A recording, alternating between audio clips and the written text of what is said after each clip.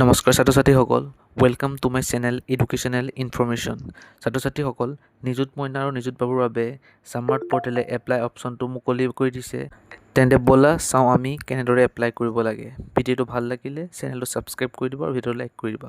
ছাত্ৰ ছাত্ৰীসকল, পোনপ্ৰথমে তোমালোকে চামাৰ্ট পৰ্টেলত গ'লা। পৰ্টেলত যোৱাৰ পিছত চাইন ইন লগিং ষ্টুডেণ্ট পৰ্টেলত গ'লা। ষ্টুডেণ্ট পৰ্টেলত যোৱাৰ পাছত তোমালোকে এনৰলমেণ্ট নম্বৰ আৰু পাছপৰ্ট আৰু কেপচাৰ কোডটো ফিল আপ কৰি ল'বা। পোনপ্ৰথমে ফিল আপ কৰাৰ পিছত লগিং অপশ্যনত ক্লিক কৰিবা। লগিং অপশ্যনত ক্লিক কৰাৰ পাছত তোমালোকৰ সন্মুখত প্ৰফাইলটো দেখা দিব। তোমালোকৰ নিজৰ চামাৰ্ট প্ৰফাইলটো দেখা দিব। চামাৰ্ট প্ৰফাইলটো দেখা দিয়াৰ পাছত তোমালোকে তেতিয়া চামাৰ্ট প্ৰফাইলৰ ওপৰৰ ফালে বাওঁ চাইডে চাবা 3 লাইনছ দেখা পাব। এই 3 লাইনছত তোমালোকে ক্লিক কৰিলে কেইটামান অপশ্যন দেখা দিবা। তাত স্কলাৰশ্বিপ অপশ্যনটো থাকে একদম শেষত, তাত ক্লিক কৰিবা। ক্লিক কৰাৰ পিছত দেখাবা স্কলাৰশ্বিপ অপৰচুনিটি। তাত দিয়া আছে নিযুত বাবু 2025 আৰু নিযুত বাবু 2026। এয়া এপ্লাই অপশ্যন আৰম্ভ হৈ গৈছে। এপ্লাই অপশ্যন দেখা দিছে, গতিকে তুমি এপ্লাই অপশ্যনত ক্লিক কৰি পেলাই এপ্লাইখিনি সম্পূৰ্ণ কৰিব পাৰিবা। তেন্তে ব'লা আমি এপ্লাইখিনি আৰম্ভ কৰোঁ। কেনেদৰে এপ্লাই কৰিব লাগে চাওঁ ব'লা। ছাত্ৰ ছাত্ৰীসকল, তোমালোকে এপ্লাইসমূহ নিজে ঘৰতেও কৰিব পাৰিবা বা তোমালোকে কম্পিউটাৰ দোকানতো কৰিব পাৰিবা। আৰু এপ্লাইসমূহ কৰোঁতে অতি সাৱধানে এপ্লাইসমূহ কৰিবা যাতে কোনো ভুল নহয়। এতিয়া ব'লা আমি এপ্লাই অপশ্যনটো ক্লিক কৰি আমি এপ্লাইসমূহ আৰম্ভ কৰোঁ কেনেদৰে কৰিব লাগে। পোনপ্ৰথমে তুমি যেতিয়া এপ্লাই অপশ্যনত ক্লিক কৰিবা, তোমালোকৰ সন্মুখত এটা ইণ্টাৰফেচ দেখা দিব। এখন ফৰ্মে দেখা দিব যে স্কলাৰশ্বিপ ডিটেইলছ এণ্ড আপলোডছ। ইয়াত কিছুমান ডিটেইলছ অলৰেডি ফিল কৰাই থাকিব, যেনে তোমাৰ bank name, branch name, IFSC code আৰু তোমাৰ বেংক হোল্ডাৰ যিজন নেম হয় আৰু বেংক একাউণ্ট নাম্বাৰটো, যিটো নাম্বাৰ আধাৰৰ সৈতে চিডিং হৈ আছে সেই নাম্বাৰটো লাগিব। সেইখিনি অলৰেডি তোমাৰ ফিল আপ কৰি থাকিব। তাৰপিছত তোমাৰ দিয়া আছে পান কাৰ্ড ডিটেইলছ। তোমাৰ পেন কাৰ্ডৰ ডিটেইলছটো যদি পেন কাৰ্ড আছে দিবা, যদি নাই ছাইডত সোঁ ছাইডে ক্লিক কৰি দিবা তাত। তাৰপিছত স্কলাৰশ্বিপ এপ্লিকেশ্যন ডিটেইলছ আহিব। তোমাৰ স্কলাৰশ্বিপ এপ্লিকেশ্যন ডিটেইলছত তোমাৰ ডিগ্ৰী, তুমি কোনটো ডিগ্ৰী পঢ়ি আছা এতিয়া, আণ্ডাৰ গ্ৰেজুৱেট নে পষ্ট গ্ৰেজুৱেট হয় সেইটো ক্লিক কৰিবা। থাৰ্ড চেমৰ হ'লে আণ্ডাৰ গ্ৰেজুৱেট হ'ব। তাৰপিছত তোমাৰ প্ৰগ্ৰেমটো তুমি ৰেগুলাৰ ষ্টুডেণ্ট হ'লে ৰেগুলাৰ কোৰ্ছ দিবা আৰু প্ৰাইভেট ষ্টুডেণ্ট ৰেগুলাৰ ষ্টুডেণ্টেই হয়। তাৰপিছত are you a permanent of the Assam, তুমি অসমৰ স্থায়ী বাসিন্দা হয়নে? যদি হয় য়েছ দিবা, যদি নহয় ন' দিবা।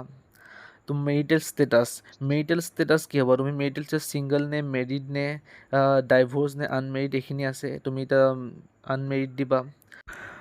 তাৰপিছত তোমাৰ ইনষ্টিটিউশ্যন ৰেকগনাইজ ট্ৰি ছাৰ্ভে।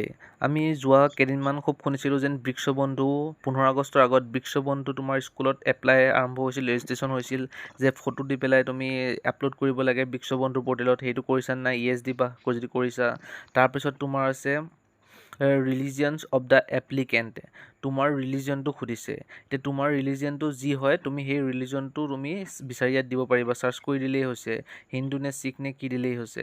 তাৰপিছত আছে ৰেচিডেন্স এৰিয়া টাইপ। এতিয়া যোনে ৰেচিডেন্সজনৰ এৰিয়াটো কথা সুধিছে। এতিয়া তোমাৰ এৰিয়াটো কি হ'ব?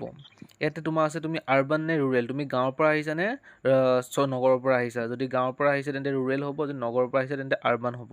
তাৰপিছত আছে নেক্সট আছে গ্ৰাম পঞ্চায়ত বা ভিলেজ কাউন্সিল ডেভেলপমেণ্ট। ইয়াত তুমি গাঁও পঞ্চায়ত, তোমালোকৰ গাঁৱত গাঁও পঞ্চায়ত আছে নে নাই ভিলেজ আছে। তুমি যদি গাঁও পঞ্চায়ত থাকে গাঁও পঞ্চায়ত দিবা। তাৰপিছত ভিলেজৰ টাউন, তুমি টাউনৰ নে ভিলেজৰ সেইটো চিলেক্ট কৰিবা। এইখিনি সহজে ছাত্ৰ ছাত্ৰীসকল তোমালোকে সকলোৱে পাৰিবা। তাৰপিছত হৈছে এপ্লিকেণ্ট ডিষ্ট্ৰিক্ট, তোমাৰ এপ্লিকেণ্টজনৰ ডিষ্ট্ৰিক্টটো, তোমাৰ নিজৰ ডিষ্ট্ৰিক্টটো দিবা ইয়াত।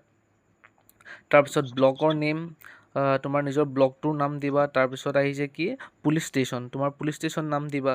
আৰু আহিছে তাৰপিছত আহিছে দেখা দিবা নেম অফ LAC, মানে তোমাৰ সমষ্টিটোৰ নাম। সকলোৱে এইটো LAC মানে কি এইটো প্ৰব্লেম পায়। এইটো LAC মানে হৈছে লেজিছলেটিভ এছেম্বলি অফ কাউন্সিল, তোমাৰ সমষ্টিটোৰ নাম। তোমাৰ যিটো সমষ্টি হয় সেই সমষ্টিটো দিবা। সেই সমষ্টিটো দিয়াৰ পিছত ইয়াত আছে যেন name of the institution from which pass, তুমি কোনটো ইনষ্টিটিউশ্যনৰ পৰা পাছ কৰি আহিছা। হাই ছেকেণ্ডেৰী তুমি কোনটো ইনষ্টিটিউশ্যনৰ পৰা পাছ কৰিছা সেই ইনষ্টিটিউশ্যনৰ নাম দিবা। তাৰপিছত লাষ্ট এক্সামিনেশ্যন পাছ, তুমি লাষ্ট এক্সামিনেশ্যন কি হ'ব? যদি তুমি BA ফাৰ্ষ্ট চেমত এবাৰ এডমিশ্যন লৈছা তেন্তে তোমাৰ লাষ্ট এক্সামিনেশ্যনটো HS হ'ব। যদি তুমি এইবাৰ BA থাৰ্ড চেমৰ হয় তেন্তে তোমাৰ লাষ্ট এক্সামিনেশ্যনটো হ'ব BA ছেকেণ্ড চেমৰ লাষ্ট এক্সামিনেশ্যন হ'ব। তাৰপিছত year of the last examination pass, তুমি কোনটো চনত লাষ্ট এক্সামিনেশ্যন পাছ কৰি আহিছা। তাৰপিছত আছে roll number of the last examination. তাৰপিছত ভোটাৰ আই ডি যদি তোমাৰ আছে ভোটাৰ আই ডি নাম্বাৰ দিবা। ভোটাৰ আই ডি নাম্বাৰ দিয়াৰ পিছত are you a recipient of doctor বাণীকান্তৰ মেৰিট এৱাৰ্ড স্কুটাৰ। যদি তুমি ডক্টৰ বাণীকান্তৰ মেৰিট স্কুটাৰ পোৱা নাই তেন্তে তুমি ন' দিবা। প্ৰায়ভাগ ন'ৱে হ'ব, কাৰণ বাণীকান্ত স্কুটি নাপালেহে তুমি এইটো যোগ্য হ'বা। তাৰপিছত তোমাৰ বেংক পাছবুকখনৰ ফটোটো আপলোড কৰি ইয়াত কিছুমান please read and accept carefully এইখিনি টিক মাৰ্ক কৰিবা।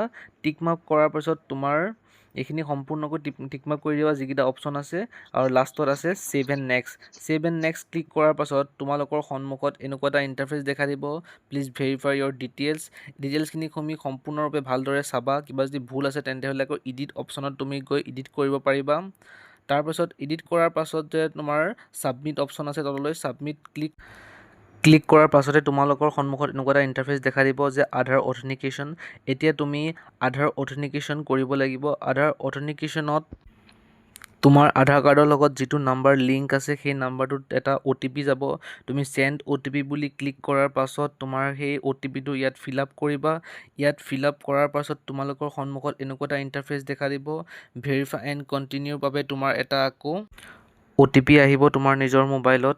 তাৰপিছত সেইটো OTP ইয়াত ফিল আপ কৰিবা। ভেৰিফাই এণ্ড কণ্টিনিউ তাত ক্লিক কৰাৰ পাছত তোমালোকৰ সন্মুখত এনেকুৱা আহিব application save successfully. Application save successfully অহাৰ পাছত তুমি গো টু দ্য ডেছবৰ্ডত ক্লিক কৰিবা। তাৰপিছত তুমি পুনৰ নিজৰ প্ৰফাইলত যাবা।